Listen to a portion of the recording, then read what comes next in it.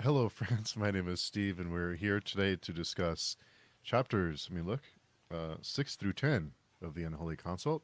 It's my first time reading the Aspect Emperor series, and as always, I'm here with Daniel and Katerina. Katerina, will you give us a quick introduction, please? Hi, I'm Katerina. I'm also reading the Unholy Consult for the first time, unlike Daniel, who has read it multiple times. And unlike Daniel, I also like tomatoes, as we just learned like before we started the stream. And I'm Daniel, and I only like tomatoes when it's pasted. And I have read these books a few times. I have not read as many other books as I want, though, but I can help with these ones. Nice. So we had a couple of comments on last week's video that I just wanted to highlight. There was a few that I want to thank all of you who watch, excuse me, or listen. But like Jim was mentioning, I can't imagine having to only read 3 chapters a week and then stop.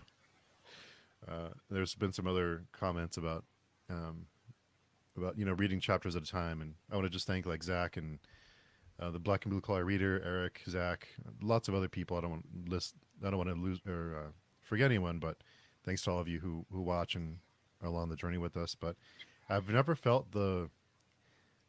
It was never really that hard for me to read a few chapters at a time.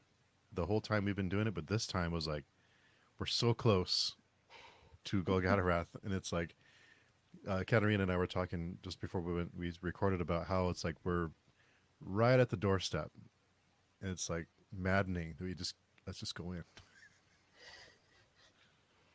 I have been tempted a few times to continue reading more than what we set out we would read for the week. But I might have peeked into a few chapters, but I did resist. I never actually read anything beyond what we agreed. But yeah, sometimes it's hard, especially when you end up in like the middle of action, or you know that something big is going to happen in the next few chapters. It's hard. Uh, but then I also feel like, at least for me, oftentimes reading these books can be quite arduous. Like it takes a lot of like mental energy to get through like 100 pages of these books. So in some ways, like I'm happy to be able to take the break, um, because it can get quite exhausting, especially when you like don't have time during the week and then you end up reading everything on a Saturday and then you spend like 10 hours reading this book and your head's just so sometimes it's hard. Sometimes I'm happy to have an excuse to make a break. And I don't have that problem, I guess, since I know what the golden room is. You just told me you have no idea. You've never heard of the cold room. Not not for this context. Once we get there, I might know what it's like. My memory will come back to me, maybe. Is Yeah, I mentioned last week I really enjoyed those chapters of us of but these last 3 were a little. Can we just go in? Like why are we outside for so long? Let's just go in. I know there's things that happen, but it's like what are we waiting for? We've been walking for how many books now? It's like let's go. Let's get inside. We're still waiting to see who all gets to go inside.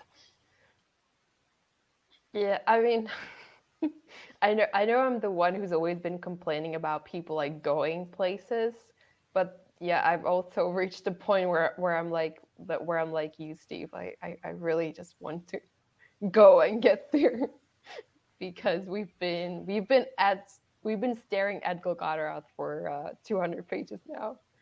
Which is not to say that what's been happening at the occlusion is not interesting and impactful. It is, but I think especially for a first time reader, when you don't know what the ending is, you just want to get to the like you just want the story.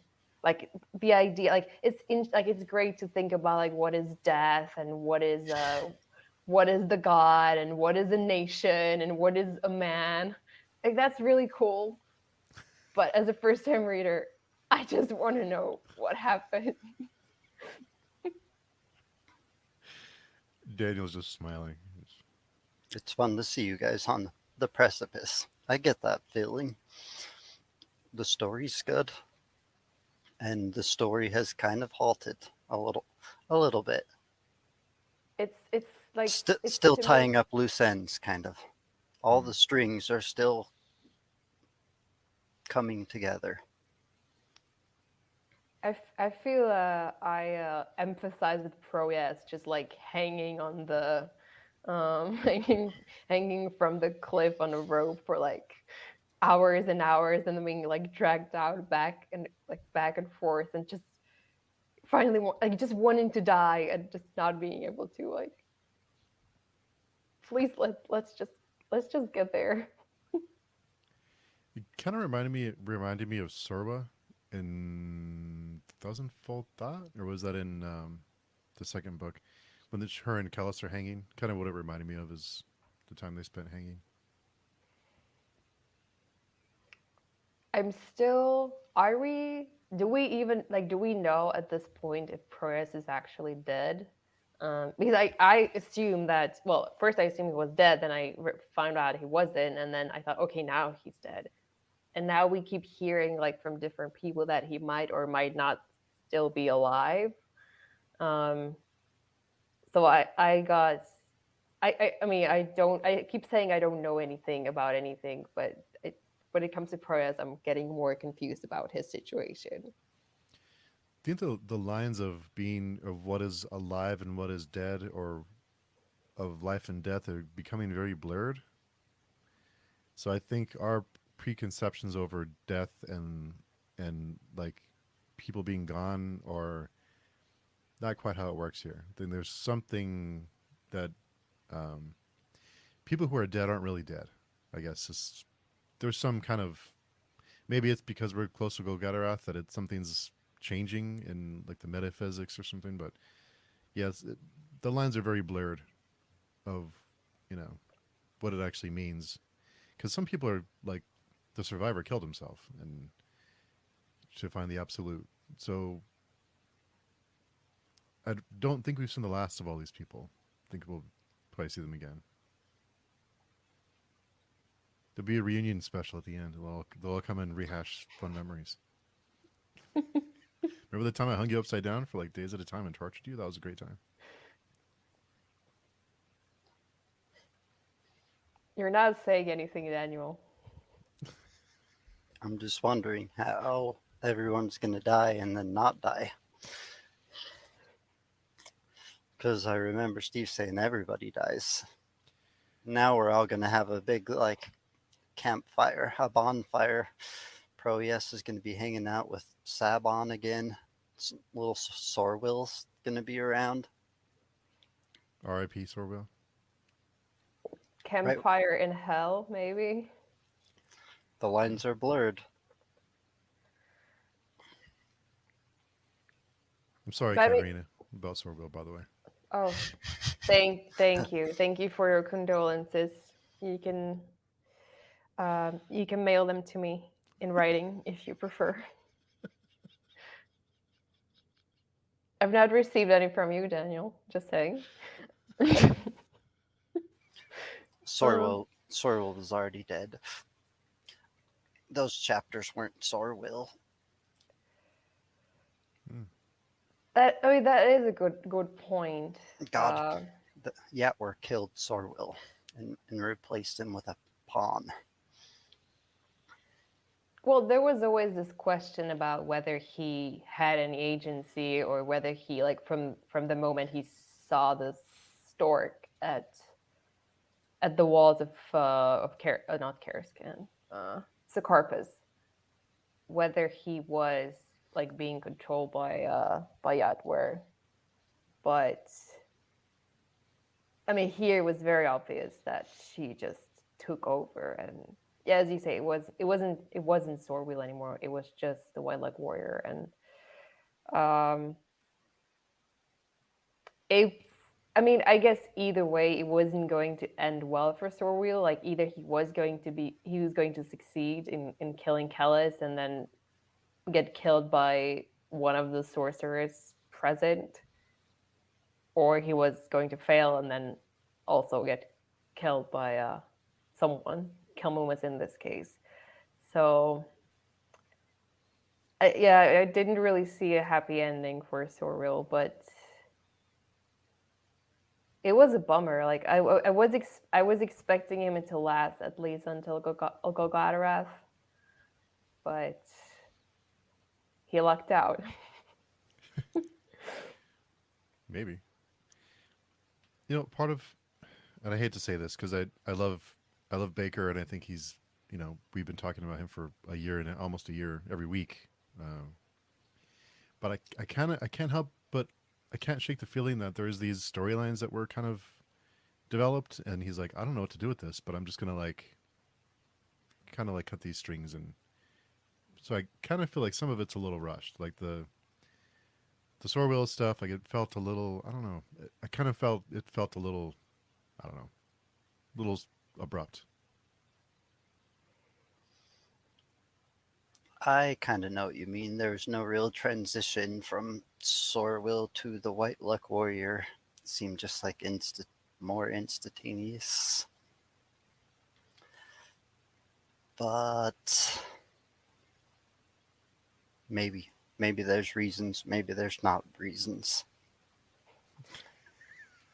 I feel like there was a little bit transition, and it was perhaps less abrupt than the condemnation and the killing of Proyas. Like with Proyas, it just felt like it happened like that. It was very little build up, and here at least like we got to see that he was finally becoming the White Light Warrior, and then it got all confusing when like the past or the future started mixing with the present and the past, and it messed up the timeline a lot for me. Like there were parts where I wasn't really sure if like things already happened or were going to happen, or like it got a bit confusing. um but I mean I don't know, like I guess I can sort of like there were definitely hints, so I guess maybe you could see it coming. um that if he was like there were two Yatwer pawns, like they were like two White Light Warriors basically, or people being set up to be the White Light Warrior, the one who failed in Mobam, and then if when that one didn't succeed, I guess we could have foresaw Yatwer making use of Sorwheel, but yeah, I still expected him to make it, at least to Golgotha. Like I don't know. I guess like in the like very like stereotypical fantasy way, I expected everything to like come together at the very end, like at Golgotha, and it just seemed like a lot of the loose ends are being tied up like before we get there, and it does feel like he's trying to get rid of a lot of like he's like reducing the cast, so maybe we like only have the most important people there at the very end. But I guess my one question about Sorwheel is he in what happens to him now? Is he in hell, or is he in heaven with his mom? Which I kind of got that from the book, that because he was a pawn of a god, that he got to go to a happy place. So in some ways I almost feel like really like after everything that he went through, like all the losses and suffering and like the manipulation, it felt like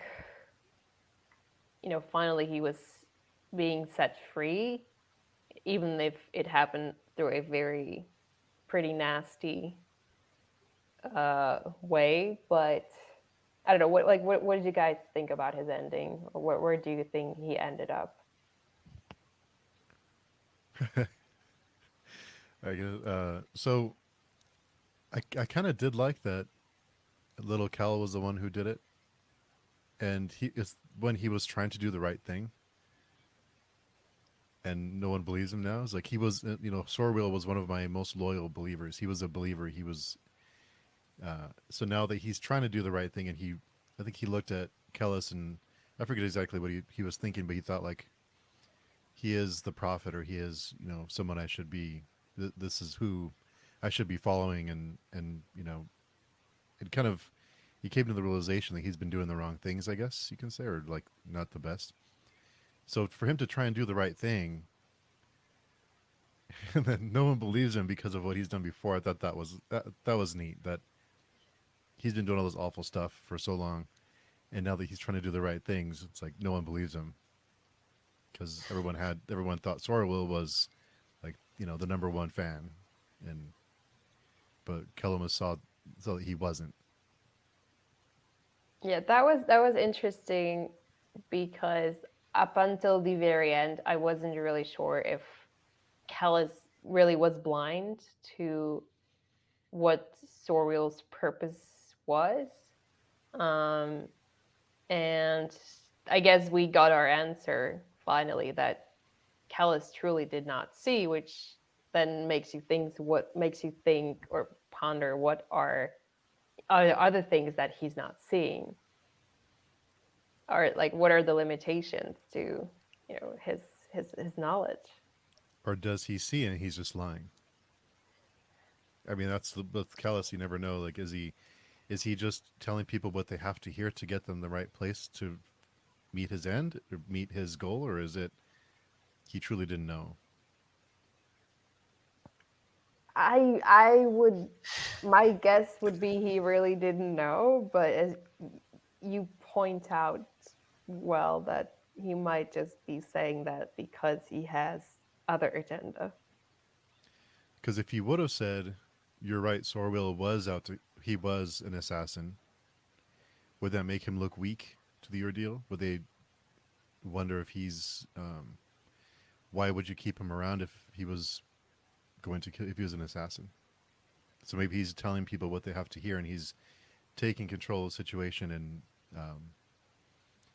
doing what he has to do to get them into a Golgatarath or whatever. I don't even know what he's trying to do anymore, but I don't know. I don't have no Well, idea. he says he's trying to save the world. Yeah, but I mean, yeah, like sure, but what would be the reason to lie to Calmomus?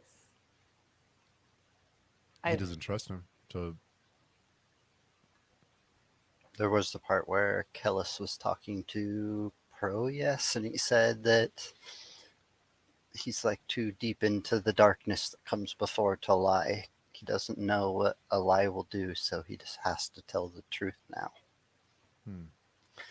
Maybe that was a lie, but maybe it was the truth.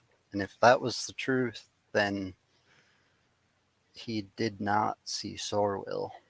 And Proyas is also dead, because he said both of those things. I think, Katerina, your quote from I don't know how long ago, "The more I read, the less I know," that needs to be a blurb on one of these books. Because I keep thinking back to that. It's like, I have no idea. Maybe once they finally reprint The Great Ordeal, I can have my blurb on that.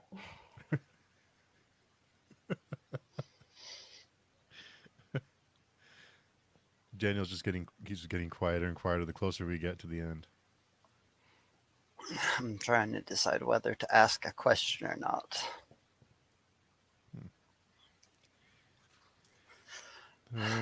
So there was a couple of things I've written down. One was about shutting the world. Oh, so oh, go ahead, Daniel. Did you want to ask your question before I Not talk yet. about my mirror? Not yet. Let's keep going. So, Katerina, what did you think of the reunion? We talked a little bit before we recorded about Mimera and Kamian and Esminet. Well, I know you have opinions. I was okay with it. I I mean, honestly, it did not even occur to me that they would be, Esmenet and Akamian would be reunited in this book, or that, Maimara and Akamian would just march into the great ordeal. Um, so I guess I thought it was okay. It made sense to me, like considering everything that the two have gone through, that, and also considering like where they were, like, them being at, like, staring at Golgotarath, and like Maimara being there and like pregnant, that, like, all the issues, the history they had, that they would sort of put that aside and focus on what was like right in front of them, at least for a little while.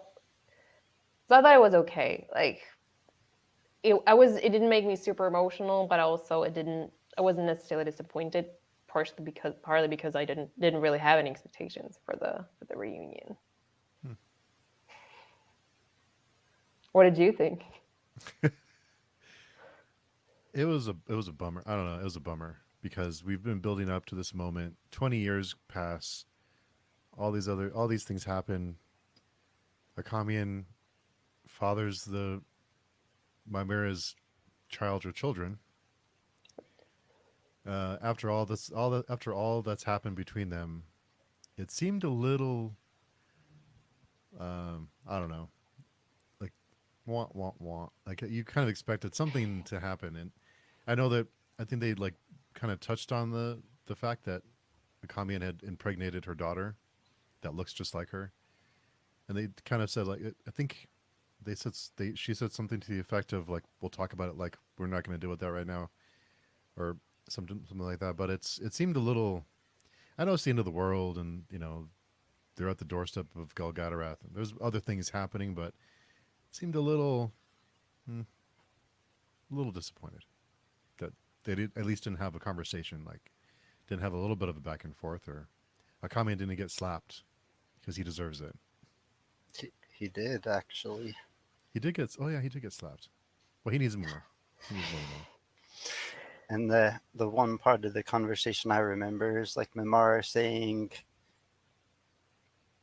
basically that she used her mom as the tool to get him to sleep with her. The fact that she looks the same and has the same mannerisms, sort of. So, but I kind of see what you're saying, and I think they're all going through so much right now, and they're like the three people who can feel surrounded by a horde of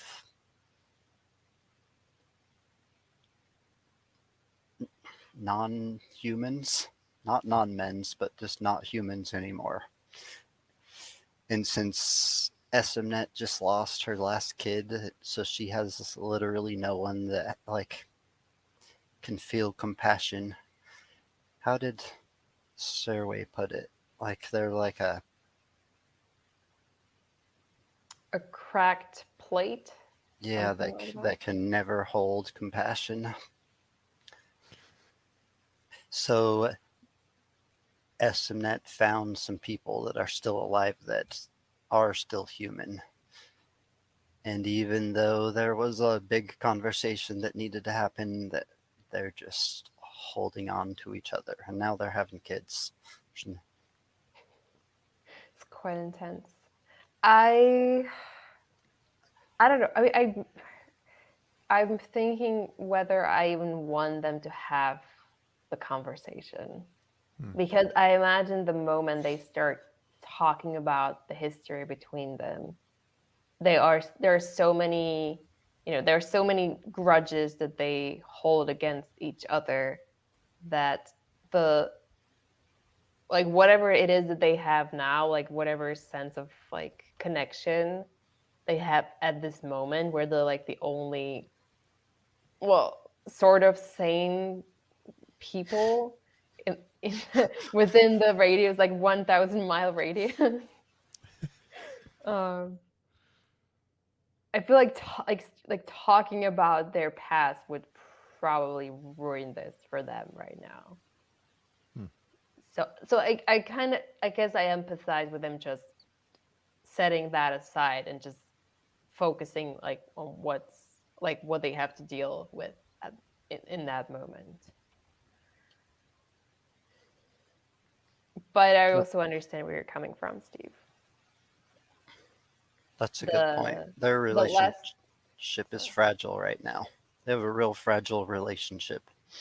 And for them to be the only sane people with like the man and his wife and the pregnant daughter of the man, and they're the same people, that's pretty crazy.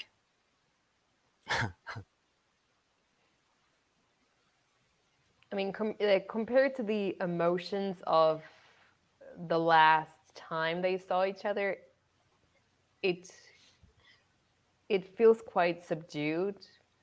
But as I said, I mean, yeah, I kind of get it. I kind of get it, even though it is. I can see how it could come across as like underwhelming. What about the Kelisakamian meeting? Was that also underwhelming? That one was okay. I thought it was all right. Kellis has a lot going on. He's pretty busy right now. He's so it was okay. I just remember Kamian thinking like, no, not here, not like this. This isn't how I was supposed to have my showdown. And then they had it anyways. It felt very relatable. It felt like nothing really changed between them. Like all this time that Akamian's been away and digging deep into the history of the Ines Rimber and compiling all the reasons why Kella is evil and should be destroyed and whatnot. It's like when they're back together, like the dynamic is exactly the same as the last time they saw each other. Like Kellis just completely rolls bulldozers over him, and I felt bad for Akamian, but it also felt very, I don't know, very human. Like I've definitely been in the position where like in your mind, like you build yourself up and you imagine like how you're going to confront someone and how like cool and composed you're going to be, and then you forget like how every time you met that person, you encountered them in the past, how they completely like threw you off track every time. And then you think, okay, I'm gonna just like it's going to be different the next time, and then it's not, like it's always the same. So it felt very. I enjoyed that scene, although it was crushing for a Kamian, and I did think back to the last. I guess it's the last scene of the Thousandfold Thought, where a Kamian comes into the citadel, and he accuses Kellis of being the false prophet and of Asmonet being a whore and other things. And I remember, like, I think I remember well that like the one thing that Kellis tells him is like, you can go now, but the next time you will see me, you will kneel. And at the end of this encounter, like Akamian falls to his knees because he's so just like out of just sense of feeling like being completely impotent against Kellis. And I was curious about, because I remember that scene from Thousandfold Thought, I was curious how it was going to turn out, like how he was going to get to his knees, if at all. And I mean, it wasn't super exciting, but the overall like emotion of the scene I did like. I'm so glad you said that because I totally forgot about that. about that line from the end of that book. So that is pretty neat. I didn't even remember that. I've been waiting for a few hundred miles and few decades. Like 1,000 pages. Yeah. Probably Maybe more. more. Yeah, I think so. Twilight Warrior was very long. Yeah. It was a long one. I'm glad, even though all this is sort of rushed, some of it is still proving worth it for you guys. No matter how many people are going to be dead before we even get to the gates of Golgotha. There was a moment where I thought that Kellis actually died. One of the story wheel sections where he's like, I mean, it wasn't really clear if he was talking about things that already happened or not. And he talks about like Kellis turning into the salt statue, and like for like a second, like I thought, oh my god, like is he actually dead? Like what are we going to do at Golgotha? And I was horrified to find out that I actually want Kellis to live. It was very unexpected. That's I good. mean, It's a good roller coaster of emotion there. With all the Yeah. characters, they've been sort of a roller coaster. Yeah, I don't know what they would do if Kellis wasn't around anymore. Would they stand any chance against the consult? I can't really see it.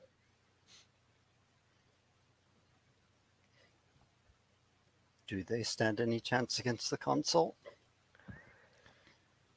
I don't know. I mean, well, the consult or Orang does not seem to think so. Maybe they're not supposed to. Well, Kellis did say the consult was going to win eventually. So, kind of related, but to the thousandfold thought. But on page 219, when they talk about the thousandfold thought, the great and terrible design that would deliver the world from this very place.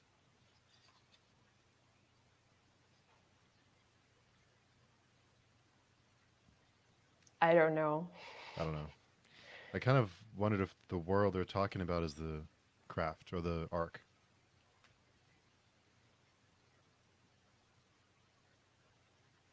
The world they're trying to get away from or into? Like the world they're trying to get into, deliver the world from this very place. I don't know. I kind of feel like the consult will somehow be the protagonist or the antagonist when this is all said and done. Like, I don't know. Something, I don't know. I have no idea what's going on, but I have all these ideas as I'm reading, like what's really happening. Kellis did say eventually they would win, and resistance is futile. Maybe he's helping them win. He's delivering everyone to their doorstep. Or maybe he's trying to save the world. He's the demon that the world needs.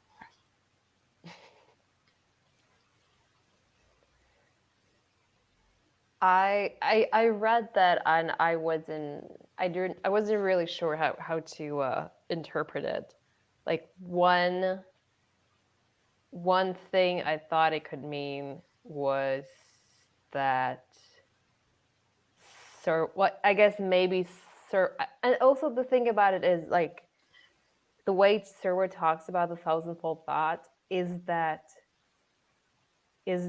like what is it actually what Kellis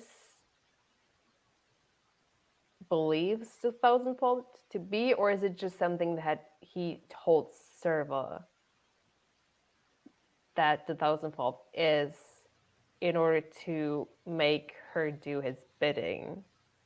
But going back to the quote, I thought maybe it could mean that somehow, I guess, if they manage to defeat the console, then the Danyan could take over the world, because there is probably no one to resist them. But then another way to read that maybe could be I, I don't, more like a meta way of like, I don't know if it could refer to like them like shutting the outside off from this world, or maybe moving this world to like a different plane of existence where it's like not connected to the outside, or maybe they'll just take the ship and just fly off to a different galaxy and set up a new world. I was going to ask Dan. I'm afraid to ask this question because I want to know. I don't want to spoil myself if I'm right. I'm probably not right. But I kind of wondered if the ark, the way it fell from the sky, if there was some kind of like fallen angels kind of thing, like they were cast into hell and we're in hell, and they're actually like some kind of play on like that story, that it's like fell out of the sky, but it was like they were cast from heaven because they were bad or whatever. So I don't know. Just throwing ideas. I have no idea. I'm just throwing ideas against the wall. It's an interesting concept. We've heard them. Lots of people like give references to all of the religious aspects from this book. Like one of the comments, I think, compared Proyas to Moses, who got like delivered his people to the promised land and then never reached the promised land. Interesting. Very interesting. The horns don't seem like the promised land, but like you're saying, maybe everything isn't what it seems. Maybe everything is exactly as it seems, though. I mean, there is a part in the like, very beginning of chapter 13 where Orang refers to himself as uh, Lots of the things. yeah, a lot of things, but one of them is the celebrated king healer and the great killer of hells, which suggests that maybe at some point in history he played like a more positive role. Although that's hard to believe considering all the awful things the console has committed.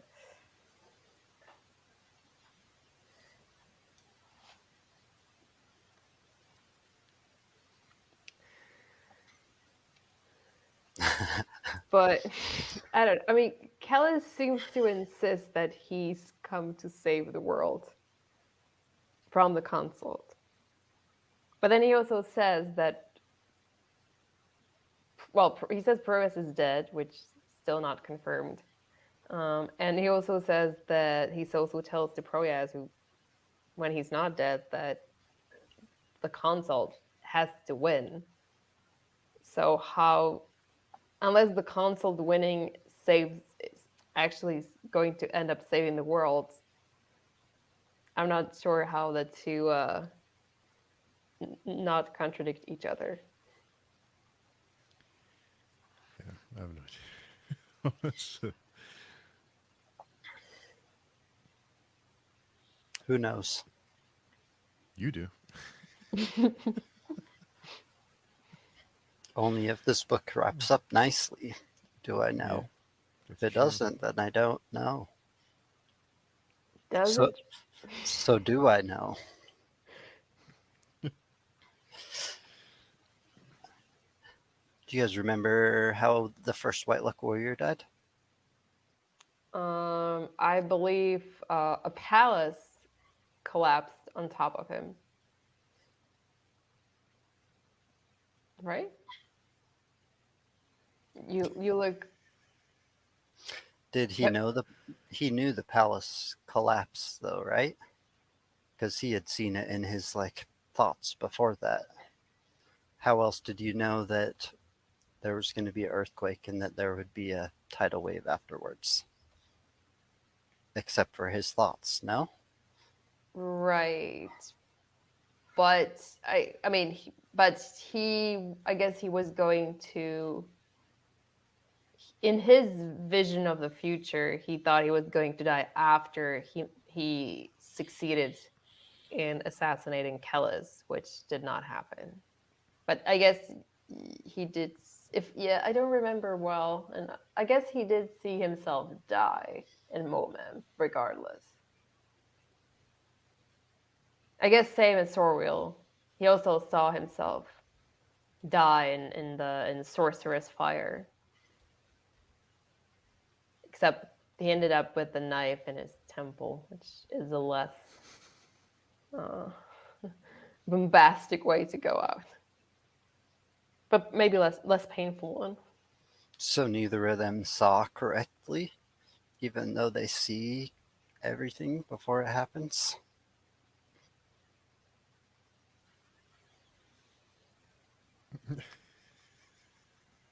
I mean, we kind of got the. I think it was last week that I guess it was Kellis who talked about like the gods not being able to see reality where like with the consult in it, and that because of that, like every time the White Leg Warriors fails, like they kind of have to like recalculate or readjust the reality that they see, like readjust itself to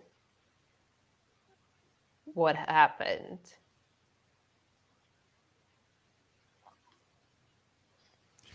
Because they cannot exist in a reality where they like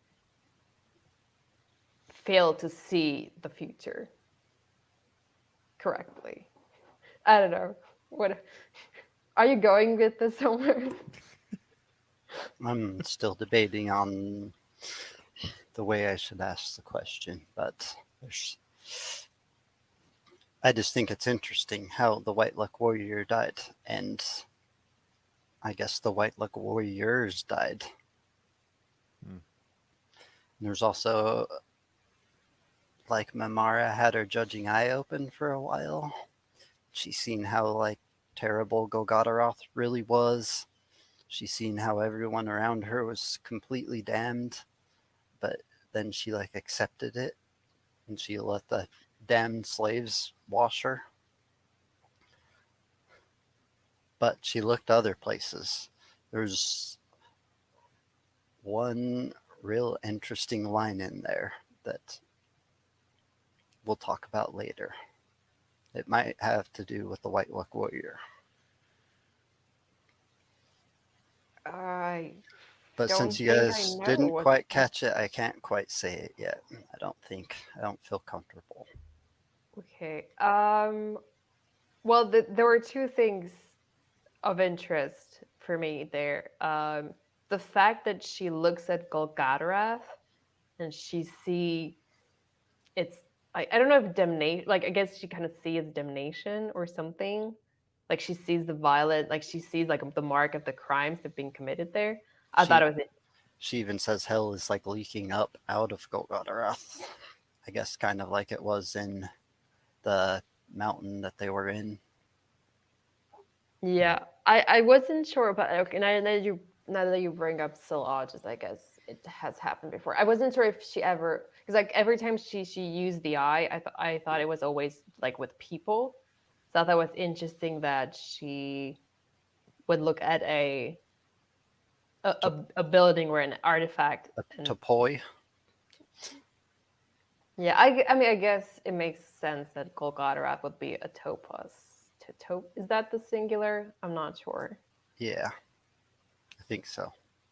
It's Greek.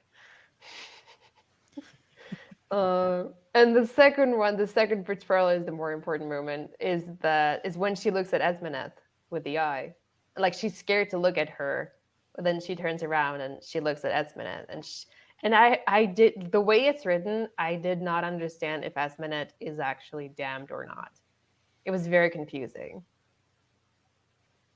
It said that like her sins were leaking shadows around her, but she was a blinding bright light, right? something like that. Something like that. It seemed like she could see the crimes of Esmenet, but then it seemed like she was still like on its way. Like she was still like heavenly. Like she didn't see her like burning in the infernal flames. But I wasn't sure.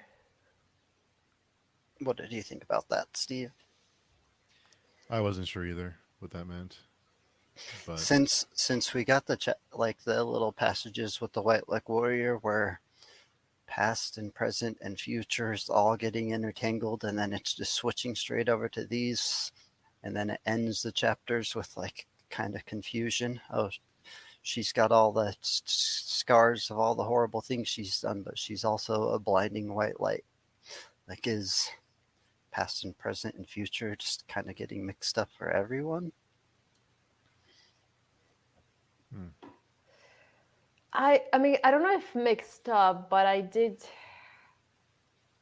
like I think usually, or at least up until now, these books have sort of happened chronologically. Like the events in these books were told in a chronological order. Whereas I feel like these few chapters, like even from like last week, like we got the scene where Kamian is watching Proyas. We got it last week. Like we already had it from last week from Proyas's perspective. But then this week we got it again from Sorwill's perspective. And then it's the whole thing about like them, like Akami and Maimara and Esmenet walking towards Proyas, and they see that he's still breathing, but then they come back to the ordeal, and Callus is claiming that he's already dead.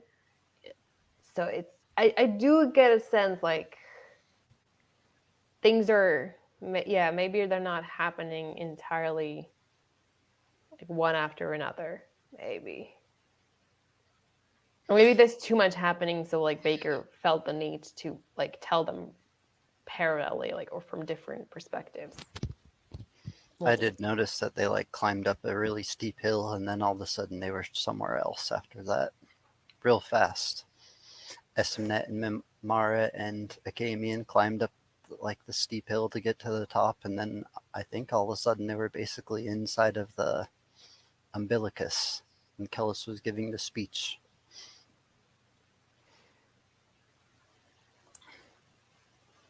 So it didn't really say if they succeeded when they got up there to get Proyas down.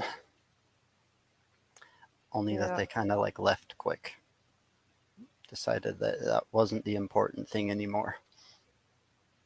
Right. Yeah, I mean, yeah, it's true. I don't know. It does cut off at the point where Esmenet goes off to talk to the Swoyali witches, and then they're at the encampment again. So on page 242 is when that mentions the first of the pangs strike, the clench and clamp of things too deep in her own, to be her own. It was too early. She grunts in shock, cries out, "Proyas is dead." And on the next page, it meant when set aside the hammer of your heart, the kite of your breath, cease your work, your play. I have you, sweetling, doze in my holy arms. So holy arms, maybe she isn't damned, but I'm not sure. She's the holy empress of the three seas. No matter, even if she is damned, she still says it. But the judging eye seemed to look at her differently than it looks at most people. It did. Neither of those were the part I was talking about, though. I was trying. There's one more thing that happened, but it happened so quickly, and it might not even have been through Mimara's eyes. I don't. But it had to do with Mimara and the judging eye. Now I'm really tempted to go back and reread those sections. I remember there was something about a shadow. I have no idea if that's the same thing you're referring to. Like like two shadows following my Mara, and then If you go I don't back, know. this reference was about like how she looked and seen nothing, void. How she looked and seen only void. Huh. I don't. I have no recollection of reading that. Um, Well, I think, like you mentioned, Katerina, it takes a lot of mental energy to read these. So there's so much that happens that it's hard to pick out those little one-liners until probably you look back and you know, maybe on a reread. But there's just so much that happens that it's hard to pick up on those little hints because it's so for as frustrating as it can be to be on the doorstep of Golgatarath, there's still a lot happening, and it's like going at a it's just so dense that it's hard to get those little details sometimes. well, it seems like we failed this time at least, both of us. Yeah. I really could ask this question, and it's not that important, but you guys will understand that it is important. So I shouldn't ask it. I mean, we can't decide for you if we don't know what it is. Do we want to know? I don't know. No, Maybe you can no, save it for when we it's finish the book. it's a lot more fun It looks like you're later. having fun watching us struggle over here. My Mara. So there's another moment with my Mara after she's been washed, I guess, when she like I think she's like looking at her reflection somewhere, I think, and like she sees herself with like the short hair and like pregnant, and she like remembers back to the mop where she had a vision of herself looking exactly like this and like with a halo, um and I don't know why it's there, but I guess retroactively it confirms that she is like somehow connected to something greater than herself, even though we might not have been sure about that when we were like what it was like White Leg Warrior, I guess that's when they were in the mop. I think they hold like a shield to her so she can see her reflection, and she like refuses to look at it because she just knows it would be a blinding white light. She would burn her irises out. She needs to put on her night filter on her phone, on her Right, eye. too much blue light. Yeah. um And now the eye has been chained down when they needed it most. Stuck in a yeah, room having kids when it can't be looking at Kellis. well, she did look at Callus and it didn't open, so that was also disappointing. And then yeah, then she decides to have a baby. Like right, like couldn't have she waited? It kind of struck me as because she said it's too soon or it's too early. So maybe she was meant to, because okay, so the line that I just read a minute ago about she felt something on her thighs. It kind of felt like was that her water breaking? I think so. Yeah. So to say it's too soon, is she supposed to? Are they supposed to be born at a certain time, or is it supposed to be born at a certain time? Well, it's usually 9 months. I'm sorry. I have to. That was pretty good. That was pretty good. Usually, you wait 9 months before the baby is born. A healthy baby. I think the So timing was just all off for them. They have so many other things going on. This totally too human, mundane kind of thing that shouldn't happen, like hmm. at the end of the world, is disrupting all the things they're trying to do. Proteus Hmm. is still hanging. The judging eye can't look at Kellis. Well, in that same page, Proias died. Well, Proias is dead. That's what it reads. But so I don't know. Are they supposed to be born in Golgotarath? Maybe. I don't know. I'm probably Do overthinking this you stuff. believe in predetermination? I don't know. We Or, talked or about free will and how it seems like Sorwell didn't end up having any, right? So who does have free will? Sorwa kind of said she's a tool, a useful tool, and she doesn't mind that, which would indicate she knows she doesn't have free will. So Kellis has free will.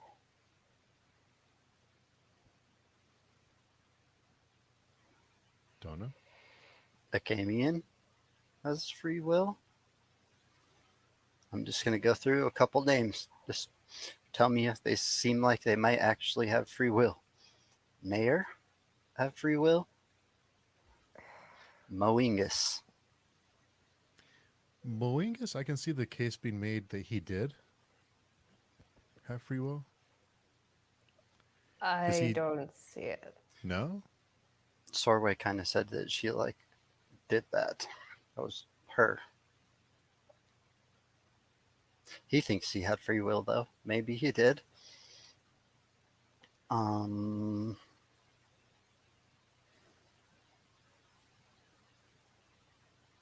don't think Moingus had free will out of everyone? Why would you think not? Well, because like most of the things we see him do is at Serwa's like either direct instruction or it's him being manipulated by Serwa. Oh, I'm sorry. I meant Kellis's father. Oh, Oh, sorry. Moingus Senior. Senior. Sorry. Moingus the first. Maybe he had free will if Kellis had free will. Does Kellis have free will? I don't know. I don't know. The logo seems to determine their before.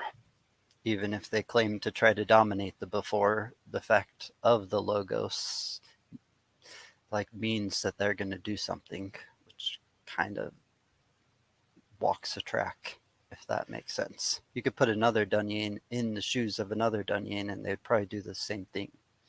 It's just... Well, I kind of feel like maybe he did have free will because he went against his programming. Like he didn't do what he was expected to do, and he went and chilled for a while.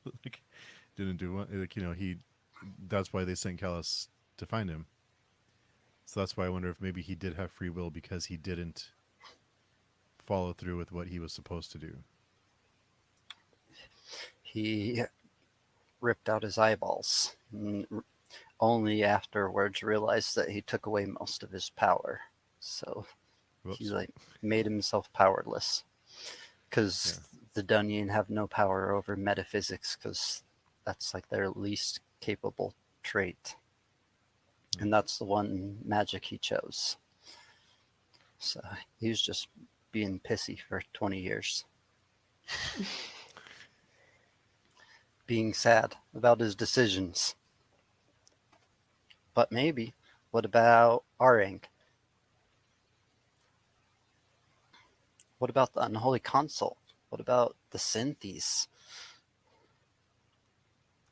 well, the console, they all seem to be driven by this one goal, that is to save themselves from damnation. So I guess the question would be, where does this desire to avoid eternal damnation come from?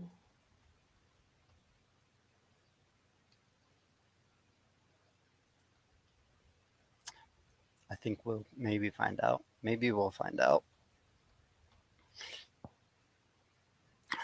So no one has any free will, maybe. Well, if they don't, then who is pulling the strings?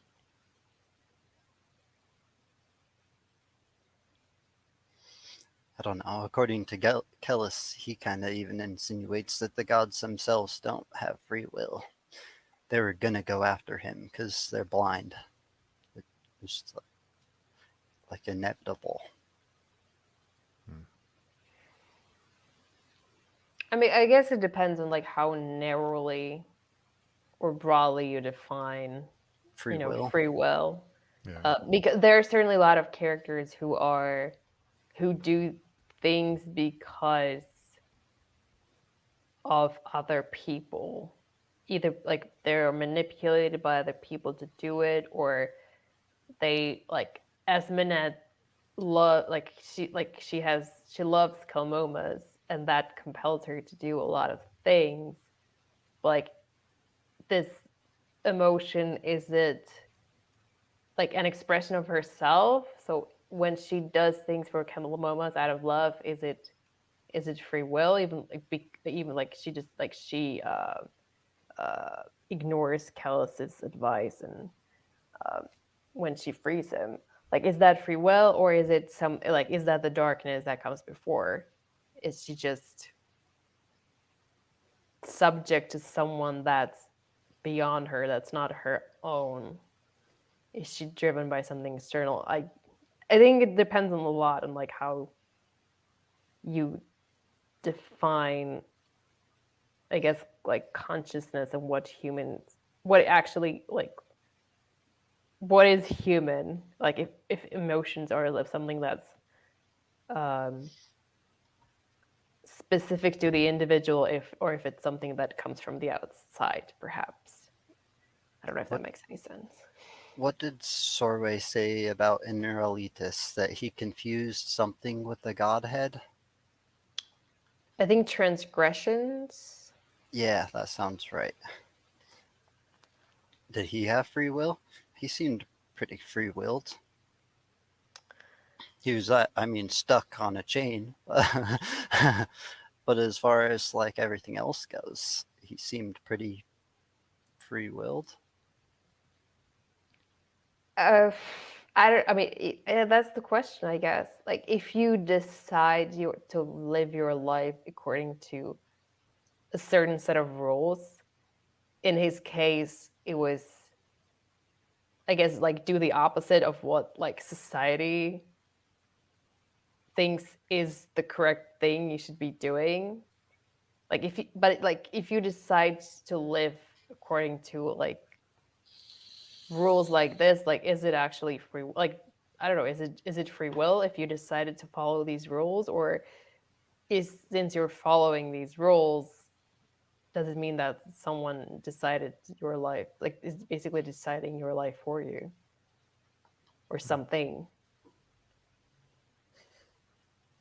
If you decide to live according to the Danyane, like if you decided to like live your life according to the Danyane logic, and you like basically you follow these rules, you're very predictable, but it was your choice to follow these rules, then are you free or not? If you prescribe to a certain religion, I mean, are you free? If you choose to like kind of like if you adopt a set of ideas, then are you really free?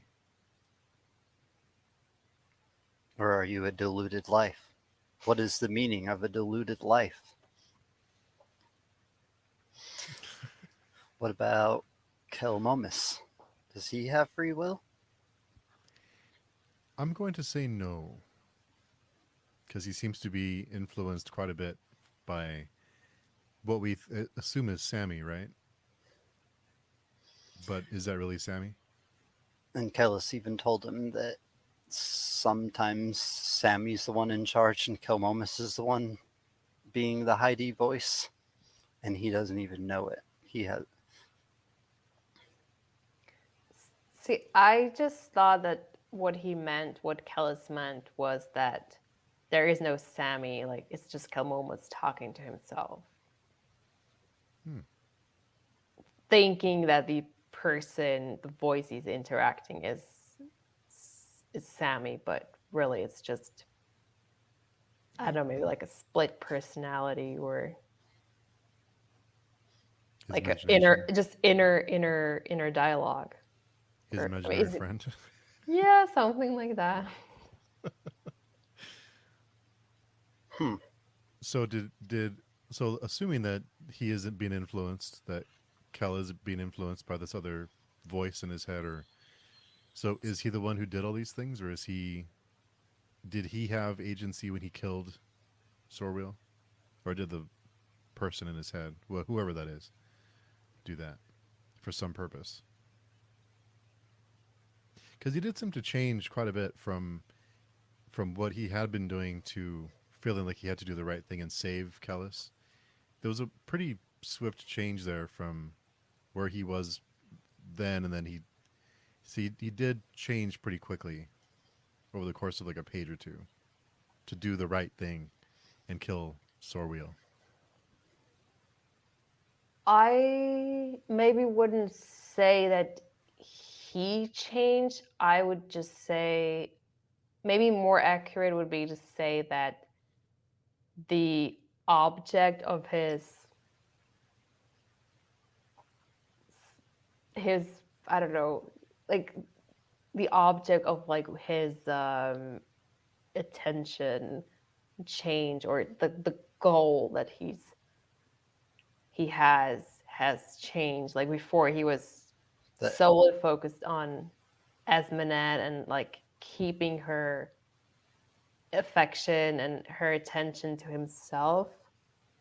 Now he like decided, basically he's shifted his attention to Kellis. But I feel like his logic, like his way of operating, his way of thinking is kind of still the same. I don't think that the way I read it, I don't think he saved Kellis or tried to save Kellis because it was the right thing, in the sense it was like the moral thing, but mostly because like his new agenda now is to um, like be worthy in Kellis's eyes. So you save Kellis because he's the object of your attention. Not because you care about him because he's your dad and you want him to live. I feel like I remember one of the last words he said though for us was that she would be his prize. No, am I Yeah. wrong? Or was that like the last thing he said? What? Yeah, So yeah, he does. so it appears like the ends is still the same. The like the prize is still the same, Okay. but the means to the end might have changed. He can't play the little like kid anymore. He is a Dunyan, but he still wants the same prize. It seems like he's just gonna have to get it another way. Right. Yeah, no, I guess you're right. There was still this, the way he did say that like his long-term goal really was to have Esmenet drooling all over him again. Um, it's just, yeah. I mean, the way he talked about Esmenet, by the way, that was so sinister and just really. I don't know. Maybe I have it somewhere here. It was really like thinking that that's an 8-year-old that was saying that or thinking that. Um, He thought some bad things about Mamara too. What did he yell actually that made him run away? He yelled something really bad to her. I think it was something like pregnant whore. Something Some like that.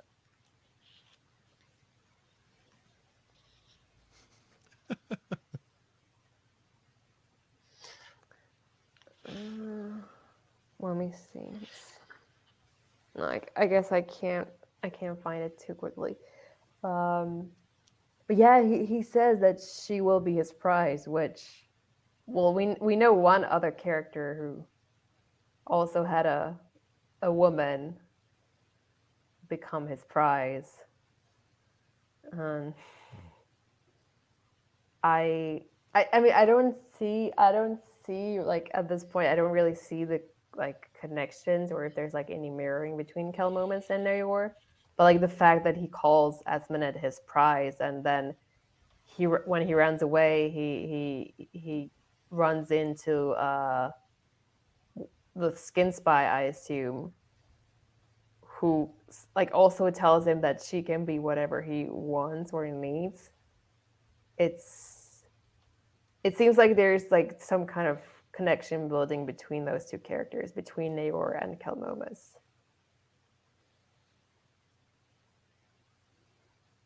But I don't know I don't know. Like I'm curious if maybe they'll run into each other the next time we see them.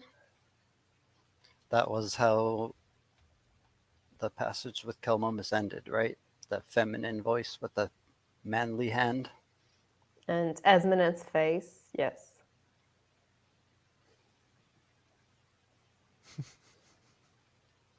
Hmm. I wonder if that's Nayor's skin spy or if it's. I mean, I assume it was a skin spy. So I wonder if that's the one that has accompanied Nayor for all these years, or if that's a new one that the consult has sent. How many characters have we lost in a series? Half? Half of the characters, maybe? Are we only counting the major ones? I'd say the Skin Eaters all count while they were there for a book, more or less. Are we talking characters like named characters or people? Because there's been lots of dead people.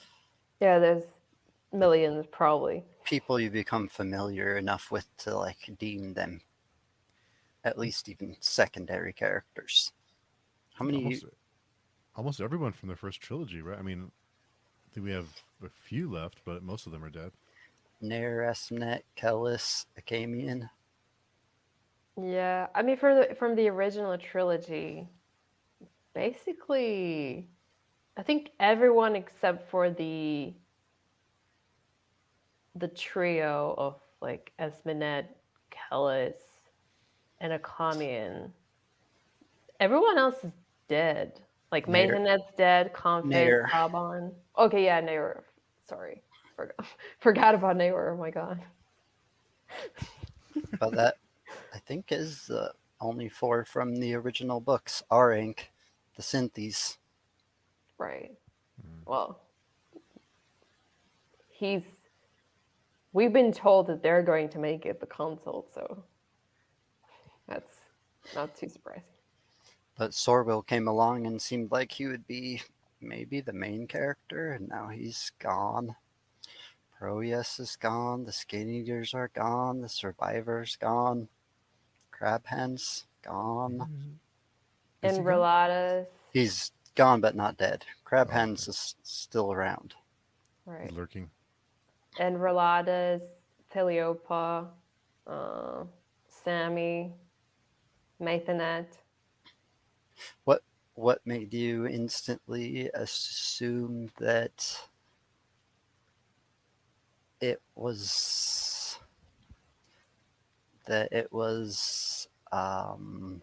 Kilmomus that had the interaction with the skin spy? Crabhands is still alive. He's the one that throws the rocks, right? Right. Well, I think if he wasn't named I guess he wasn't named, but I think he was described as like a blonde kid, um, that was like super agile and like knocked out as like huge Skilvendi warriors. So But I don't think there are necessarily many blonde 80-year-old children running around Golgotha. but there's two, right? Crab Hands and Columbus. Crab Hands isn't dead. He's the one that throws the rocks. Columbus might have thrown rocks, but I don't really remember that. I think he like jumped out and stabbed people and then ate them and carried them into a hole. I don't Yeah, remember him ever throwing rocks. right. I mean, yeah, I did not. To be honest, I completely forgot about the crap kid. Like hundreds of pages ago. It didn't really occur to me. I guess he's blonde too. I don't, but I thought his hair was short, like shaved. Well, I guess it could have grown in the meantime. I don't know. I was pretty sure it was. Well, I mean, he did recognize he did, no, he didn't recognize her, but he did say, "You're not my mother." And I don't think the crab kid, well, he didn't really have a mom. I mean, his mom was a whale mother. Mom's a mom.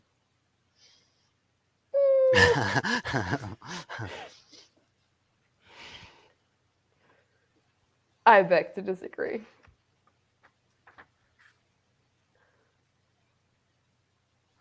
I guess we'll see when we get there.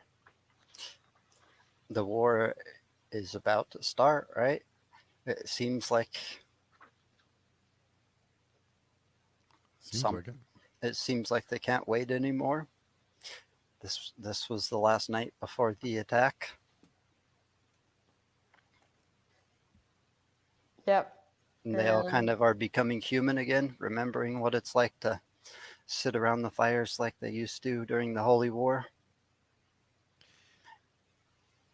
So I wonder. Okay, so I'm guessing Callus has a reason to stop them from going into Golgotha while they're under the influence of Shrank meat. But wouldn't they be more formidable if they were had the Shrank edge on them? Wouldn't they be a little bit stronger and more ruthless for the battle that may be awaiting them? It's almost like they're going in weaker than they could have. He did make a reference about how he was going to have to feed them again, didn't he? Yeah, but I thought the problem, it's not, maybe I thought the problem is that the strengths have run out. Yeah, but because they were still high on Shrank meat when they got to Golgotha, so I guess they needed rest. But wouldn't you want to get them in there when they have a little edge to them, or are they more predictable when they're more like Shrank and less like people? What did the Sylvendi say right before he got hit with a rock? He said like they're eating their tents and cooking their horses now. This is right where the Sylvendi want them. And then he got hit with a rock. So they're now eating their camp because they won't need a camp anymore after this, probably. Yeah. I mean, maybe they could have done that before they turn into cannibals. Just saying. I mean, tents and then we'll turn. Hey, someone's hanging for that. Someone made a grave mistake. Now they're dying. They shouldn't have did it.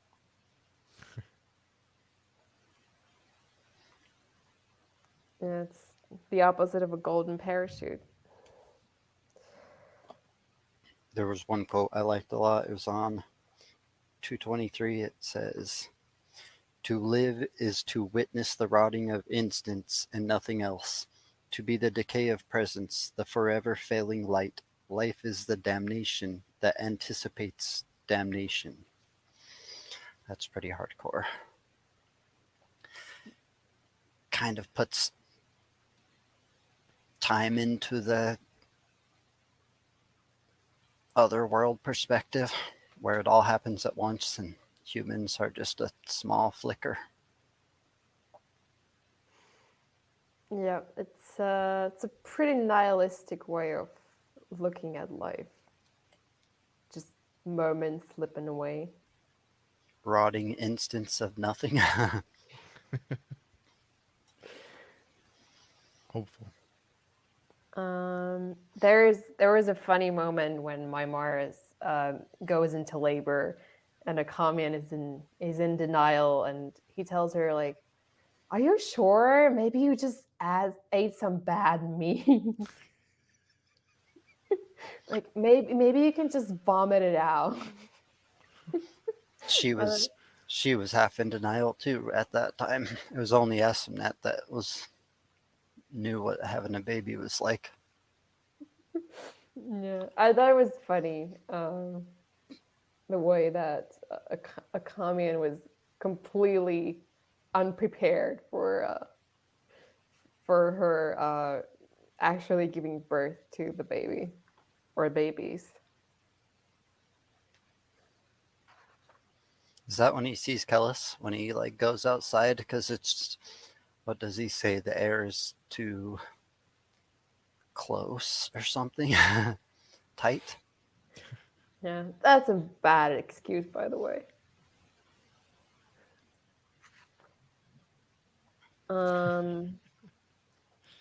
Kellis, Kellis during the sermon, he refers to something he calls the meta god, which I assume is just another name for the god of gods, but I think that's the first time it is referred to by this name. So that was potentially interesting. And he also says that god is really just the sum of all the other gods. And since all the other gods are blind to the no god, that the sum of all the gods also has to be blind to the no god. Yeah, I feel like everyone has a slightly different understanding of what the god of gods is. Like in the way Kellis describes it, it seems like it's more like limited and like similar to the other gods. The way, for example, the survivor talked about it, it seemed more, I don't know, the god of gods, like, well, I guess he kind of confounds it with the absolute, but the way he described it, it seemed like more like universal, like more like all encompassing. So I wonder if they're even talking about the same thing. Like, everyone seems to have a different understanding of what it actually is.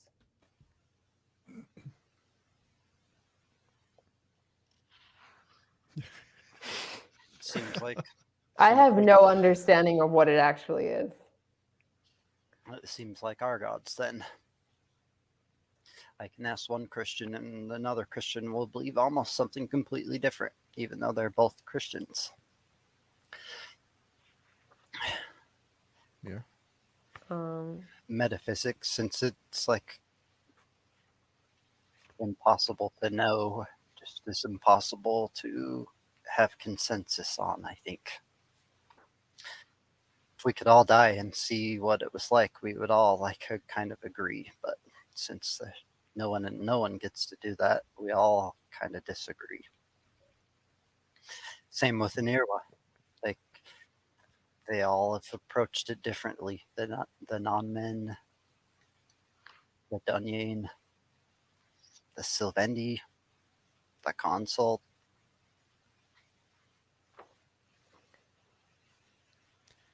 There was one line that I thought was funny when Espinette and Akamian come back together, and they're going to go talk to Kellis, and Akamian says, "Then you know this could be a trap." And she, "No, you old fool. I know that he needs no traps to murder the likes of you and me." I thought that was kind of funny. Yeah, I guess that speaks to Akamian's self-delusions. That he would think they might stand a chance against Kellis. Which, yeah, I wonder if, I mean, it made this whole encounter made me wonder, like, what was he thinking, or what was he and Maimar, what were they thinking? Like, they just marched into the great ordeal, and she'll look at Kellis, and then they'll see that Kellis is evil, and then what? Like, just they tell him he's evil and walk away again, or did or do they think like a lightning will strike him? Or It kind of felt like he was expecting my Mara to do something. I think there was like I don't know. a whole paragraph where he talked about how that exact thing, how stupid he was to just like not think about what was going to happen when they finally got to the camp. Just to think that it was all going to just like work out like scripture.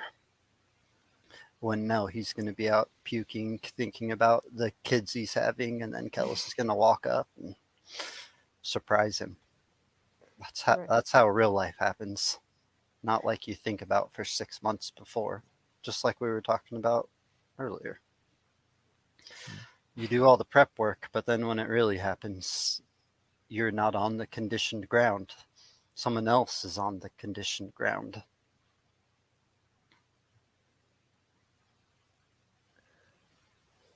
I mean, it was kind of, I guess it was kind of similar to how Akamian just marched into Ishwal without any apparent, having any like plans or idea what he was going to do, or like even before, like he didn't really know how he was going to find it. He just marched into the wilderness and kind of hoped or assumed that something was going to lead him all the way there.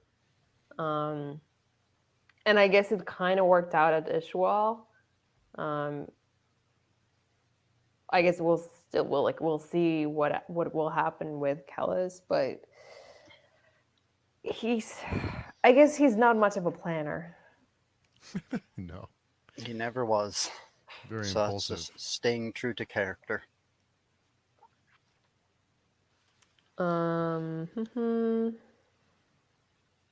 Oh, I found the passage when Kelmomus is thinking awful things about, about Esmenet, but I don't think I want to read it out loud because it is really brutal. It's kind of funny when you read those lines, though. Like when He's you said "stupid pregnant whore" earlier, I almost had to mute my mic. I was laughing so hard. well, he calls her names, which I maybe shouldn't be saying out loud. But yeah, he talks about her like getting older and like not having any use for anyone because like she can't bear any children, and how like lonely and disgusting she'll be when she's like really old, and how then like she'll be like grateful to have him and his affection. It's pretty awful. It's on page 225. I have to look. There was also a quote where it talked about like how horrible it is to be a mother and just know that your little kid's gonna like manipulate and abuse you just to get an extra candy sometimes, even though you do anything in the world for it, it's just still gonna manipulate you. So Right. Well, I guess that's the whole deal with the Otware, and like the fact that like the mother is the giver, and you kind of have like you have to like to be a mother is in some way like to give unconditionally without asking for anything in exchange. Sounds awful. Like, don't be a mother. they don't ever talk about how when you're like in an old folks home that it's your kids that are gonna be there taking care of you. So let's see. I'm trying to think what else we have. Oh, I have something.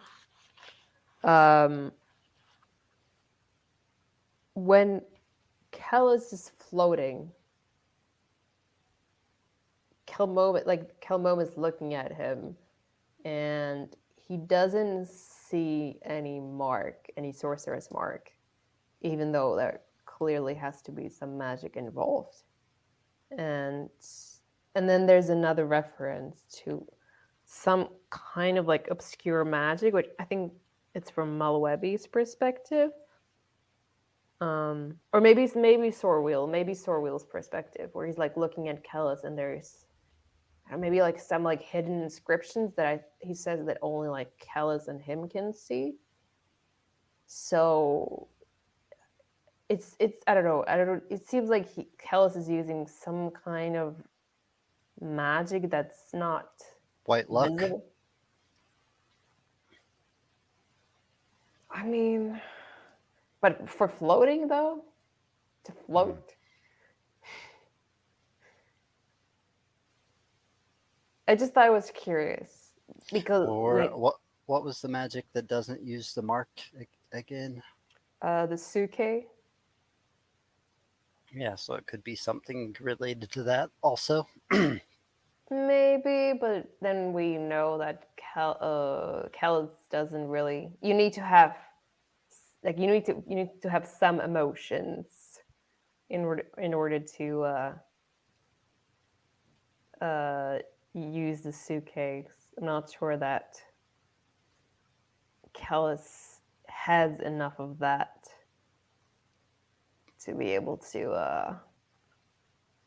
What do they call it? The water, the magic, the Water bearers. yeah. Hmm. I don't know. It's just it piqued my interest.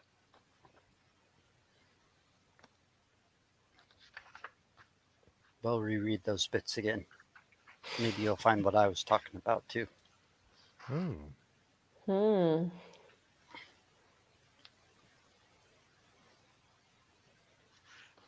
I'm afraid to ask too many questions. I think I told you guys were still in for a couple more surprises. Now Sorwell's dead. I think that was surprised you guys probably. I was Yeah. surprised. Unpleasantly, yes. There, there's some babies about to be born. That also probably was a surprise, even though, like Katerina said, 9 months later it happens. So it's been inevitably going to happen the whole time. Well, I mean, to be fair, I have lost track of time. I have no idea how many months it's been since the conception at the Marrow. No, it wasn't Marrow. It was the tower. I don't remember the name of the tower. Me either. Right outside of Marrow. Yeah, When, was it at Marrow? I think was no, the tower that a common. it was right outside of the tower on the Okay, ground or something. right.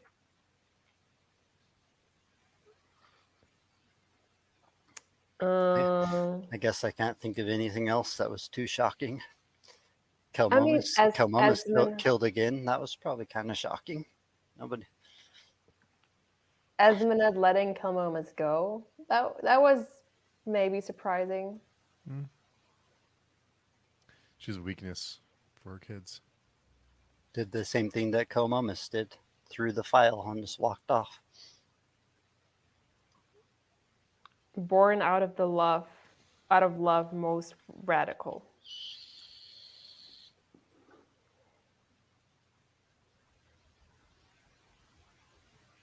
Mm, I think that's about it. Um, on my part. I mean, yeah, there was a little bit about like the conversation, or well, it wasn't conversation, more like a commune reminiscing about like him and Esmenad and like realizing all the things she probably had to go through and like all the losses that she's suffered throughout the years and how maybe choosing Kellis was the harder thing to do, although that's questionable. And kind of reminiscing back to like how he should have stayed with her when he went off to the library of not South, it's the other library. Uh, you know the library where he got It ends ambushed with a by the Scarlet Spires. Sacriotic Sacred library. library. Yeah, I think that's the name. Or How about Sorway? When Sorwell died. What do you guys think about that? I cried. So did she really love him? I mean, looked like it, or at least like I guess she liked a version of him, or because I mean she didn't really see him in his entire, like she saw the mask. She saw Sorrel with the mask that Yod were put on him.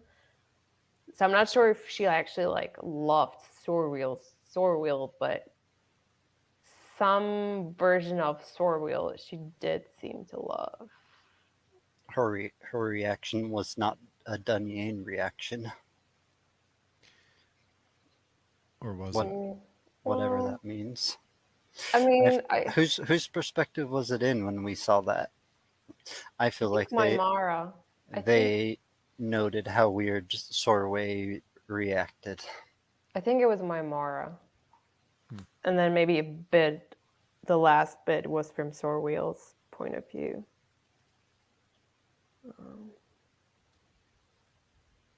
But yeah, I did get the impression that she did have, maybe I don't know if she loved him, but she felt something for him. She cared enough to mourn his death.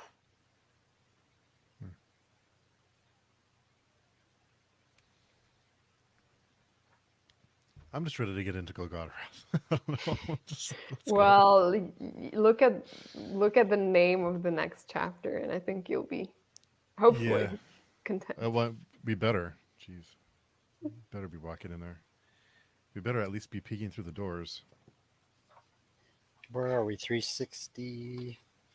We're on 266 on my copy.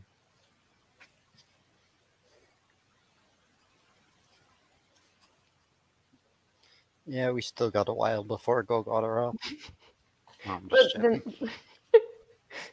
There's not that much left.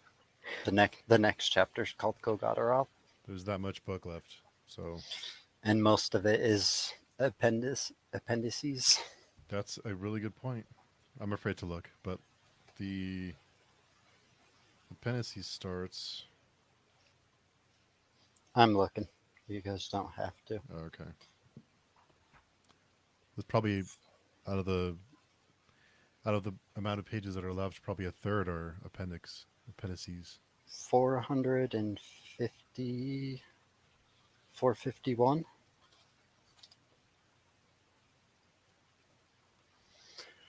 So 200 more pages to wrap 7 books up. well, most people are dead, so it should be easy, or easier at least, than when we started. This is true. Maybe you guys think about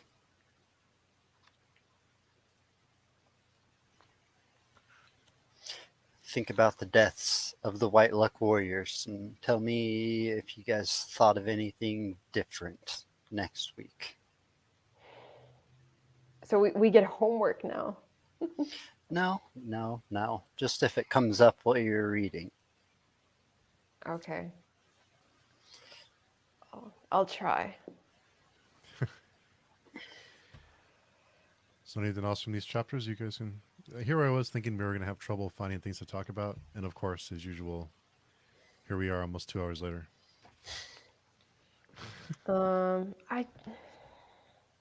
Should I bring this up?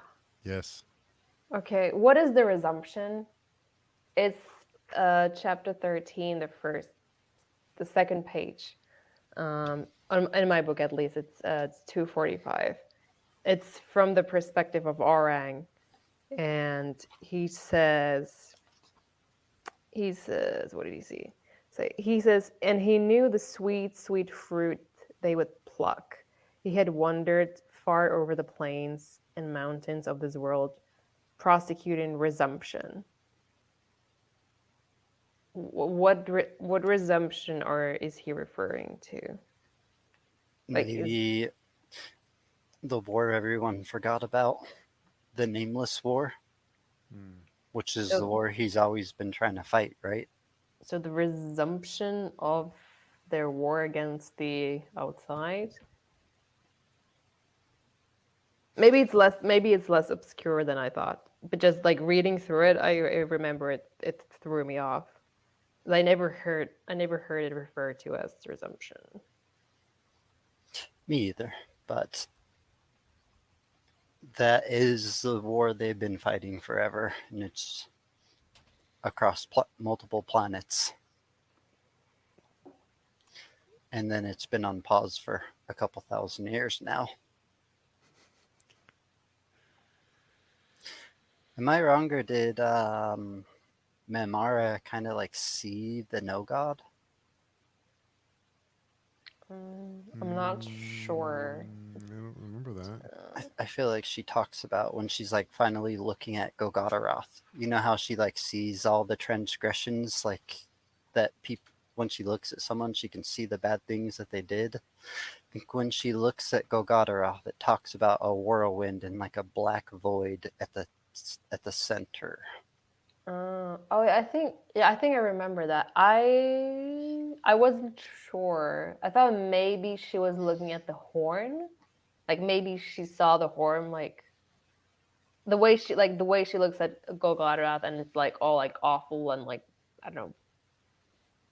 She can see like the crimes and it's like black and whatever. I don't know. I thought maybe she was looking at the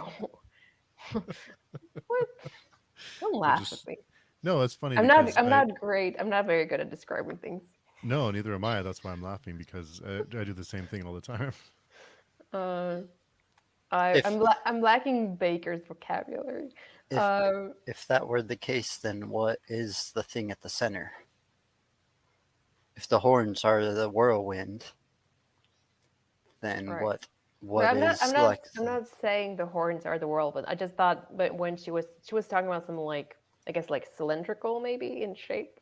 So I thought maybe the way she was looking at, same way she was looking at Golgotha, maybe the same way she was now looking at the horns. I mean, but and if it's the horn, like I assume it's hollow, so there would be a void inside. That's my theory.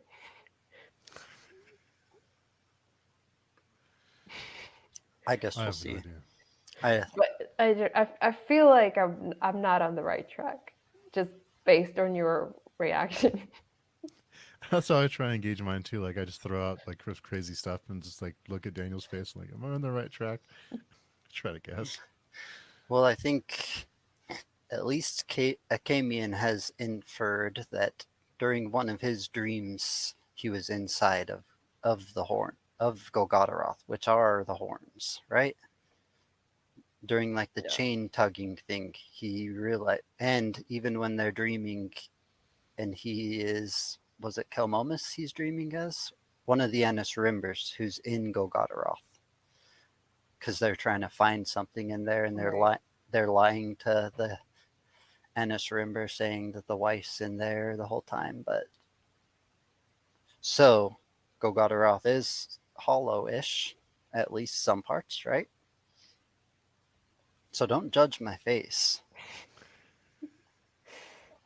That's what I'm getting at. We know that Golgotharoth has passages and buildings, probably just like a lot like when was it Arax or Arank? Arank Frank? described the ship coming down. It seemed like he described like what you would see in Star Trek, like a force field that sits in front of the ship and like blocks all the stuff. That thing is the thing that's slammed into the earth. Hmm. So it's like a force field pushing the ground aside. That's the way I read it, anyways. It's fantasy, so he didn't say a force field, but he like described something in front of the arc pushing the ground, creating the occlusion. He Hmm. did. He referred to it as inertial inversion field, whatever that means.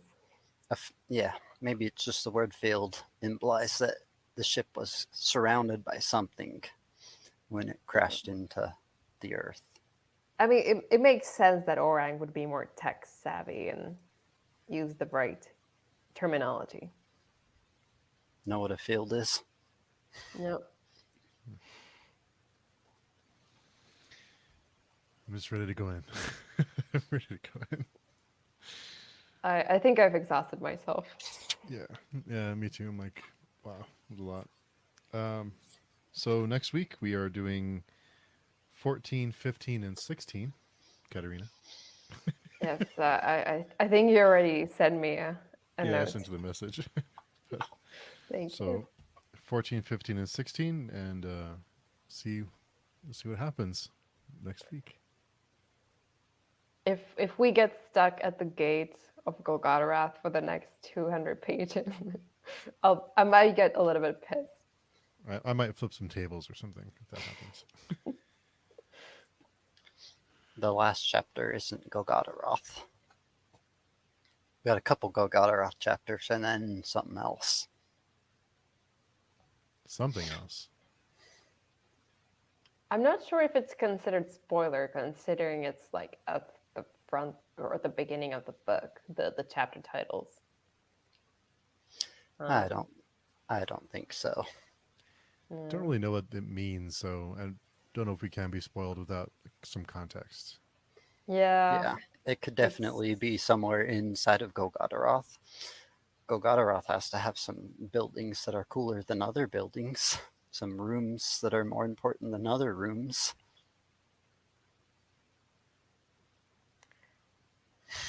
Well, yeah. I mean, I guess whether or not they make it into Golgotha is maybe not the important thing per Yeah. se. Yeah, I know what you mean. Not having the whole world damned is the important thing. Or who, I don't know whether Kamomus makes it, or I don't know, depending on who your favorite character is, perhaps. That's who you want to make it. That's a good question. That's a good question for right now. Who do we want to survive at this point? Just Mimara and Akamian and Esmnet, the only people who have feelings? Steve doesn't want any of them to live. I want Espenet to live. I feel like everyone I've rooted for is dead already.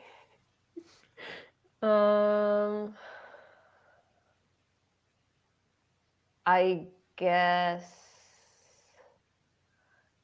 maybe I want Kellis to make it, just for the implications of it. Like, if Kellis makes it, what does it mean for the world? Or like, what kind of being does he become if he manages to overcome all of this? Because he's already like so far beyond being just a normal human, like a regular. If he's good and he lives, I guess the world is saved. And if he's bad and he lives, I guess the world is enslaved. I mean, like, what is his goal beyond Golgotha? We don't really know. Like, we know he wants to get to and into Golgotha, but is there anything? Is it even an option? Like, is there anything after Golgotha for Kellis, regardless of what happens to other people? Does Kellis go on after Golgotha?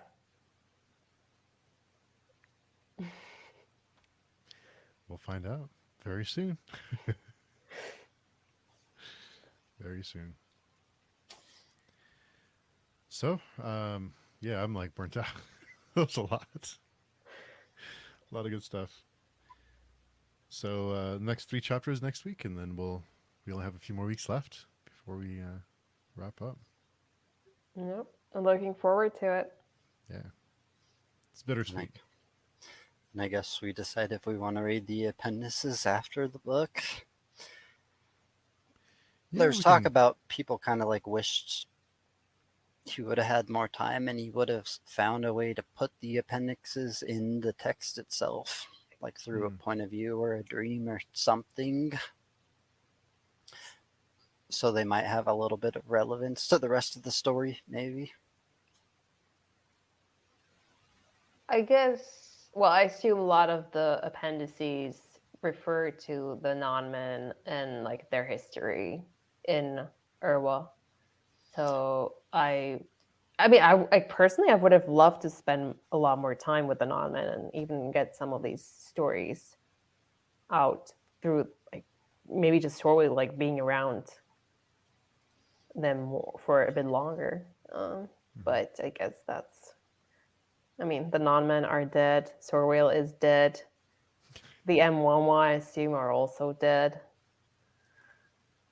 I think there was 2 atrocity tales in here, maybe. There are 2 in my edition of the book. I think one of them is the false sun. The I'm False afraid. Sun and the I'm 4 afraid to look. Revelations. Appendices 2. There's 2 appendixes in here. The second one is 2 short stories. Yeah. So maybe we'll figure out how we want to do that. But we got 2 weeks before we have to decide. 2 short, bittersweet weeks. Yeah, we'll figure something out for the last one. Do something fun. So, we're as bad on outros as we are with intros. So, if you want to get in touch with us, the best place is on the page to informs and tag us, and lots of great insights there from people. So, Yes, please tag me, otherwise I don't see the messages.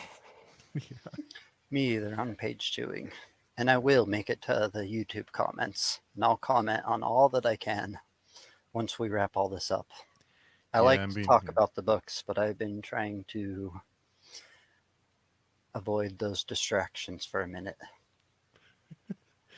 yeah, I've been trying to be careful, but everyone's been really great so far. So, well, cool. We'll see everyone next week. See what happens. Get into Golgotharoth. We'll see you on that. Yeah, fingers crossed. All right. Have a good week, everybody. Weekend.